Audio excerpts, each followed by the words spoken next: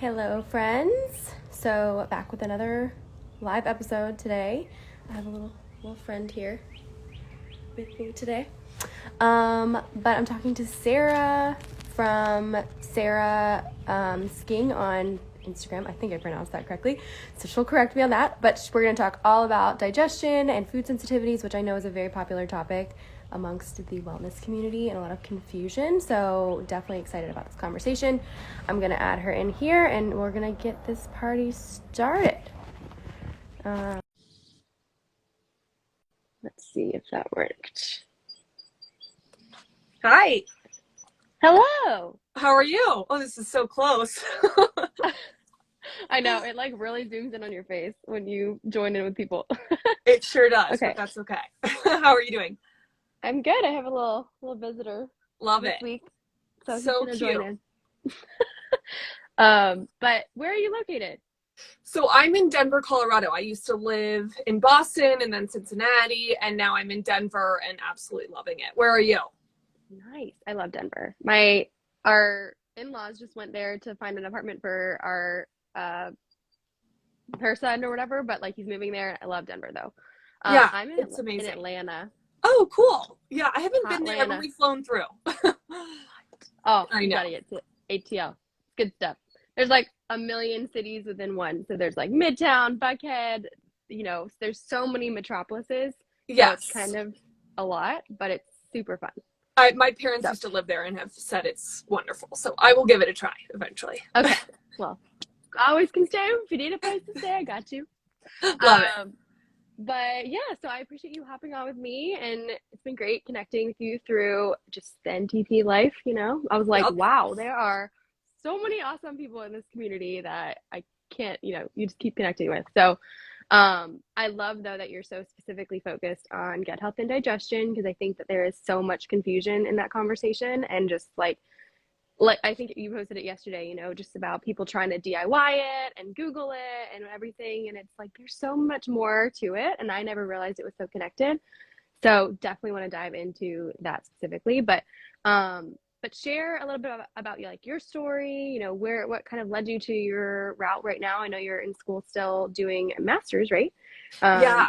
Yeah. Which is awesome. My history, my background is in business, but I developed this passion for nutrition while I was in college and dealing with a lot of different digestive issues and skin issues and hormonal issues, as many do in college, and decided I wanted to help people with what I was learning. So I developed this page, Simply Sking, and created a small following in college of sorority sisters and people who just wanted some nutrition advice, and then got my certification at the Institute for Integrative Nutrition for a little bit more street cred and be able to eventually work with clients one-on-one after college. Can't hear you. There we go. On it too long already today. So then I got I had one of those too. it's like, okay, your time's up. I'm like, no, it's not.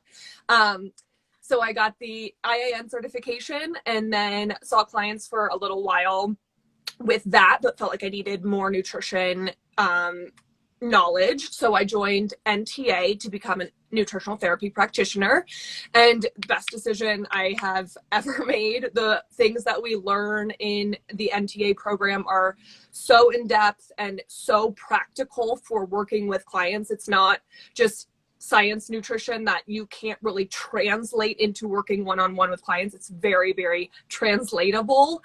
So loved that, and then felt like I still needed a little bit more and was looking for a little bit more in my my education, and wanted again that kind of street credit. So I am applying to University of Western States for my master's in nutrition and functional medicine, and that starts in October 2020. Yeah. So did you get into a program, or are you still? I got in based on me finishing my prerequisites. So I'm taking anatomy and physiology, medical terminology, and biology right now.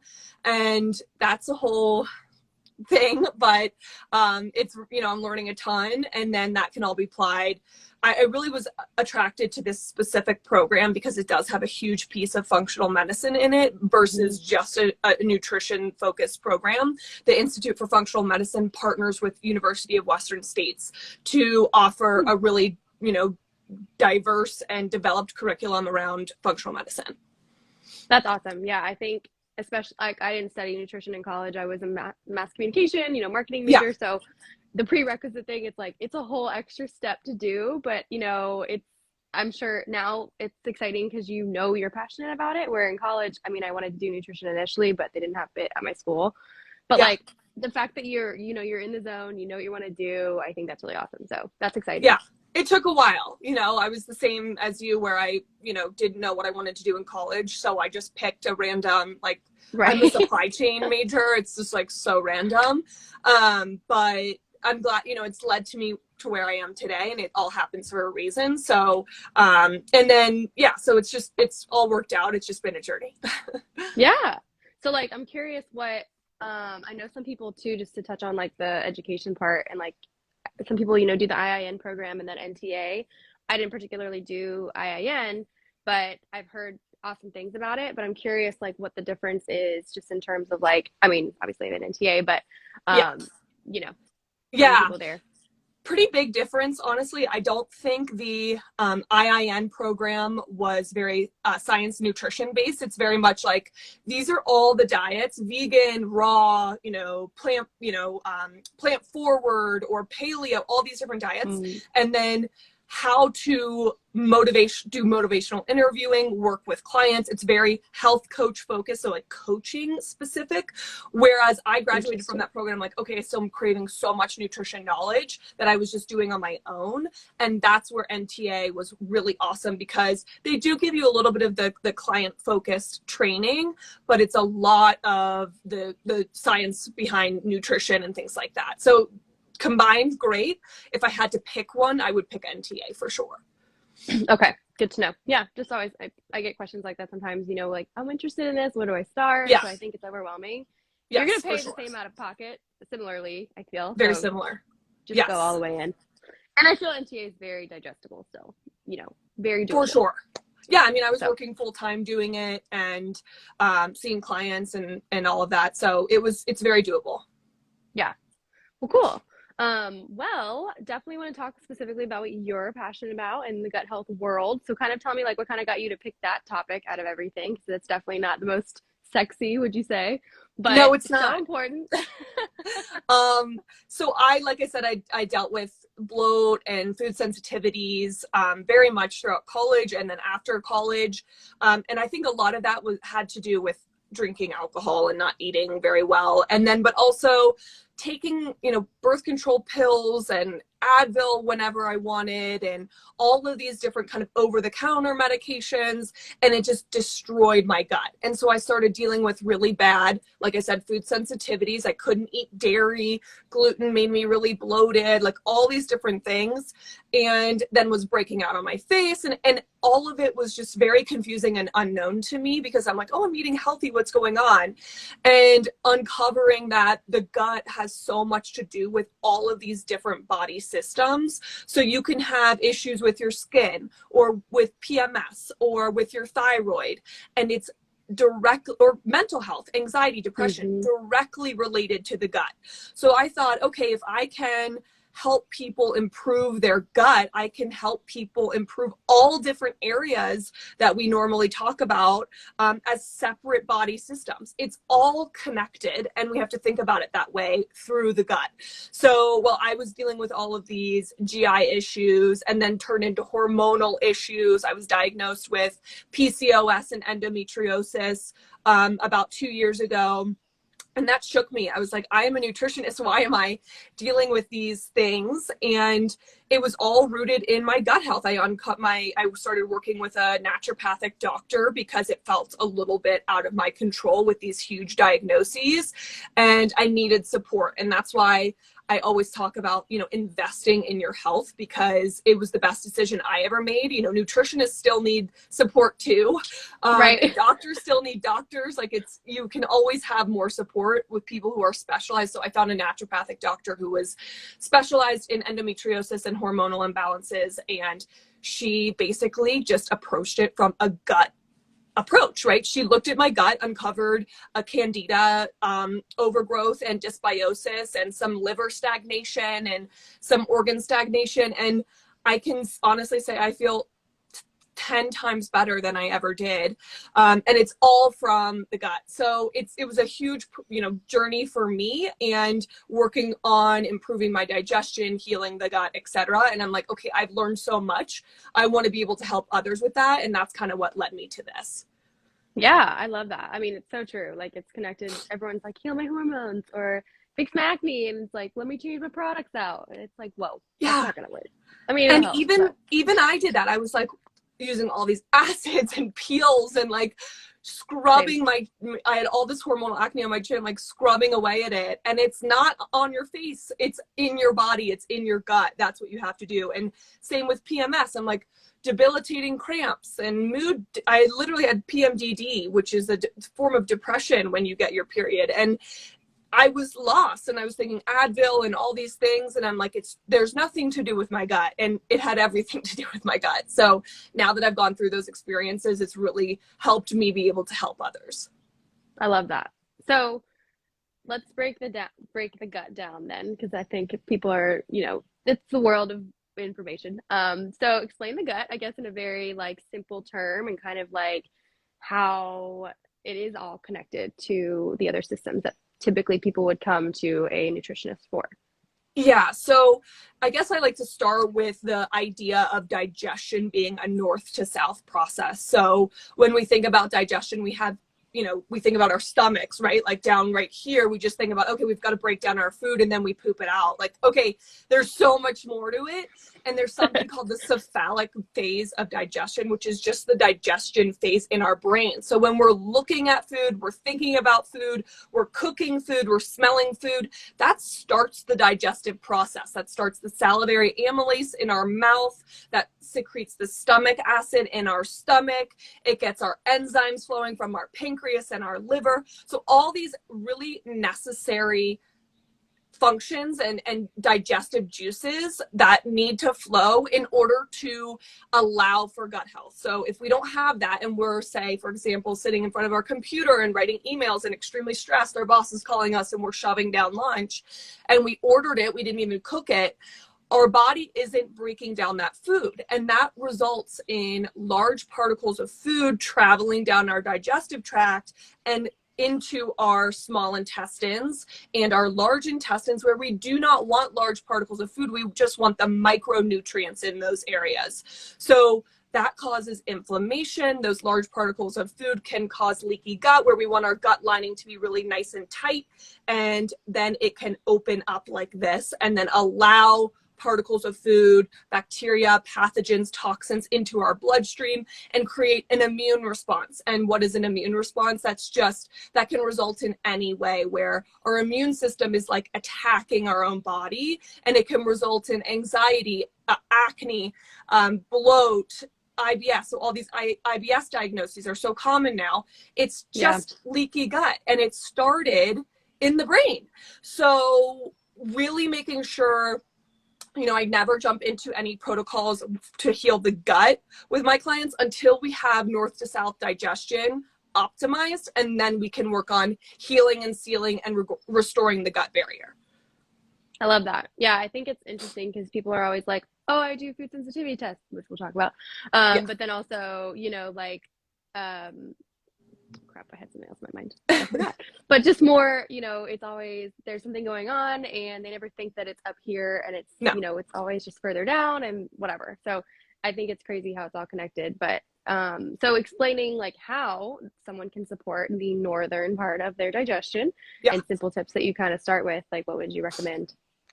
Yeah. So number one, stepping away from your desk, going to your kitchen, and I will say my timer's probably going to go off again to say get off Instagram. So just if I disappear for a second, it's probably going to happen in the You're next good. minute or so.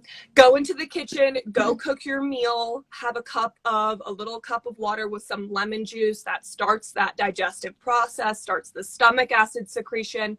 Stomach acid is so important. If we don't have adequate stomach acid firing, we are literally not breaking down our food. That's the bottom line. So we really want to make sure we're allowing that secretion. And a lot of that has to do, again, with the cephalic phase, thinking about cooking, smelling food, but also supporting the secretion helps with lemon juice in your water, apple cider vinegar in your water. For clients that really need extra support, we can do exogenous hydrochloric acid. So supplementing with HCl supplements 15-ish minutes before you have a meal.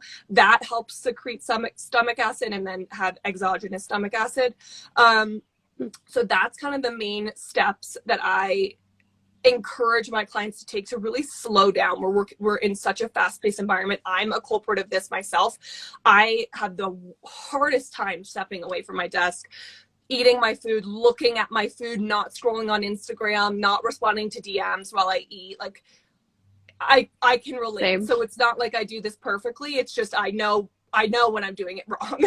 Right. And I like to encourage that first step, because people think, oh, I just want to jump to the gut and I want to just jump to supplements, or jump to, whatever supplement that says heal and seal the gut. But we need to stop, look at our digestion, and make sure we have optimal practices before we look at the gut. Yeah, I love that. I think it's just so like supplement focused. What's the quick thing, easy thing to do? And we just need to slow down. And sometimes stress, I mean, that's just the hardest thing. And it's like, I still struggle with it too. And it's just like, we just have to, once you get into a groove, like you're never, not to say you'll ever have an off day of digestion, right? Like that's just human nature, but it's just more of like, what you can do or what's changed in your lifestyle or day-to-day practice to support it moving forward, or know how to like rebound, Exactly. And I was saying on my stories today, I'm dealing with some bloat right now, and I'm, frustrated with it. And I know it's probably from eating out for the past 2 weekends and traveling and eating gluten and all these different things, which normally I'm like 100% gluten free. And I just caved these past few weekends. Some homemade sourdough. I was like, okay, I got to do this.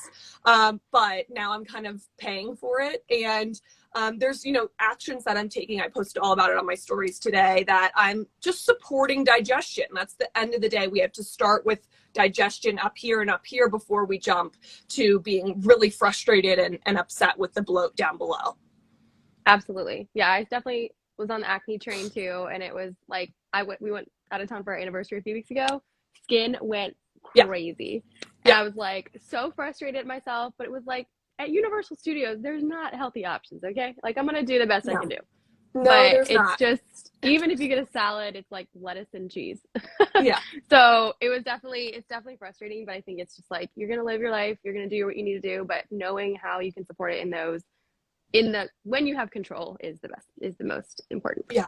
It's not going to be all uphill. It's not going to be perfect, even for NTPs. Like, we struggle with things, and you have to enjoy life at the end of the day. Also, you're with your family or your friends, and you're sitting down at a meal, and they're all eating the sourdough or the pasta or whatever it is, and you want to participate. Sometimes it doesn't mean you eat it every day or every weekend, but you sometimes have to just enjoy life and enjoy what you're eating. And that's what a huge piece of my programs is, making sure that we're still Too much time on Instagram today. Still having fun with our food and still enjoying our food. So often I see Monday through, Friday, I eat chicken and broccoli and rice. And then Saturday hits and I'm having pizza and beer and balls to the walls, like go crazy with eating.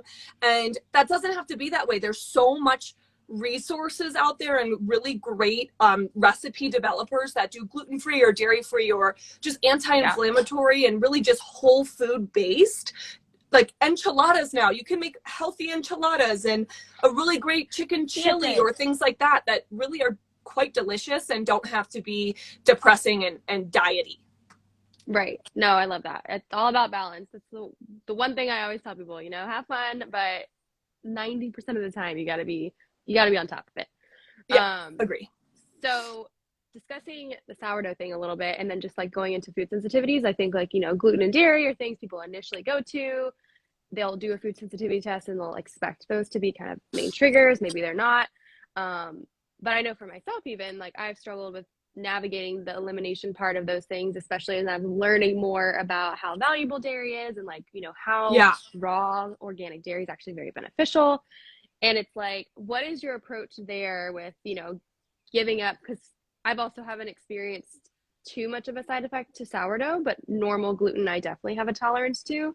But it's Mm-hmm. interesting because some people fight that and they're like, well, is that actually, is that worth eliminating as well? Like, would that Yeah. actually be better for you? So go into that a little bit.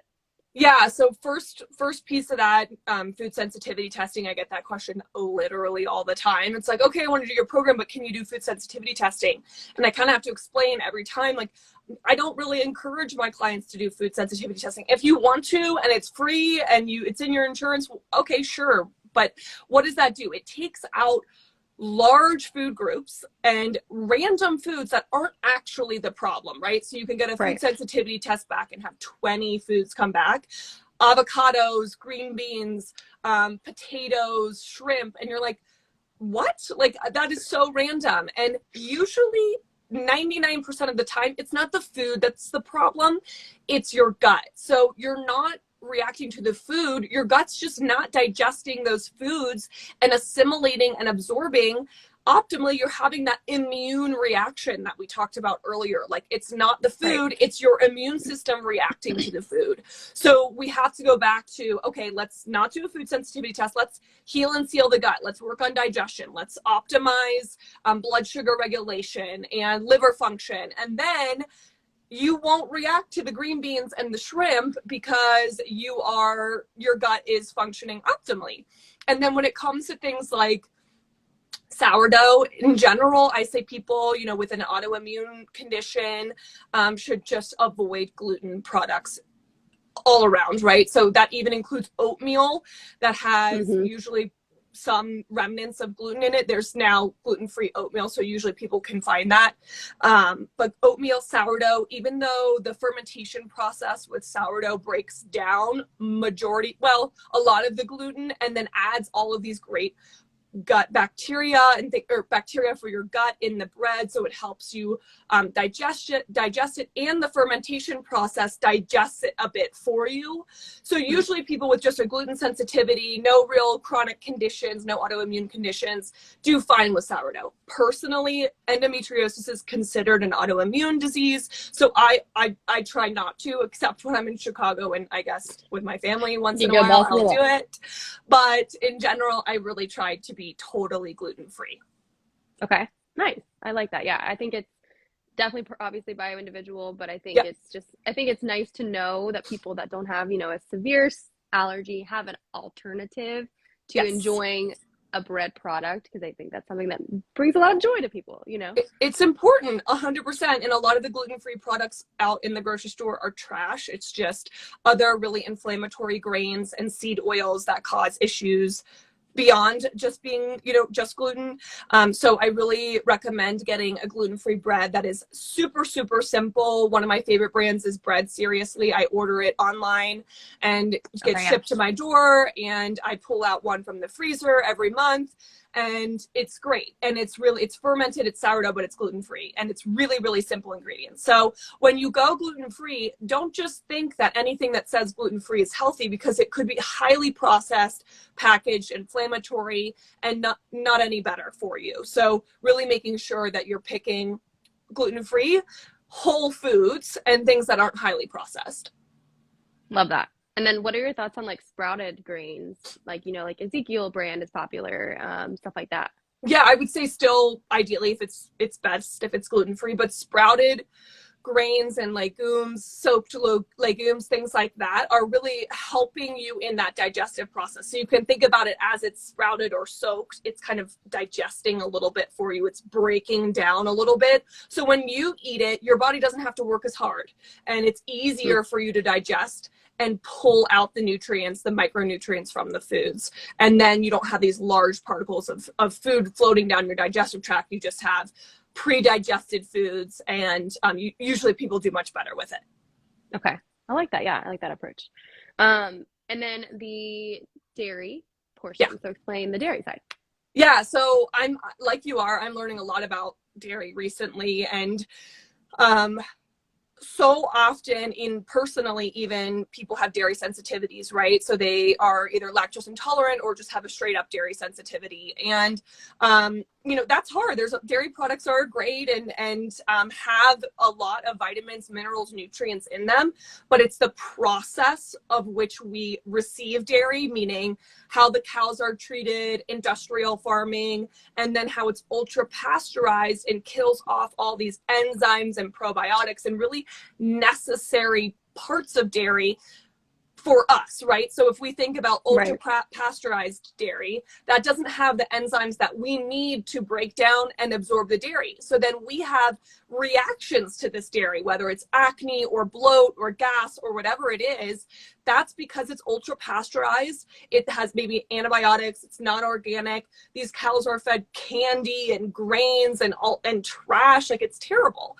And then you have maybe a local farmer where you are who has raw, unpasteurized dairy products. So a lot of times I'll buy, I don't have a local farmer here, but I have a Same. raw, just even Trader Joe's, I think, has raw, organic, grass-fed cheddar cheese.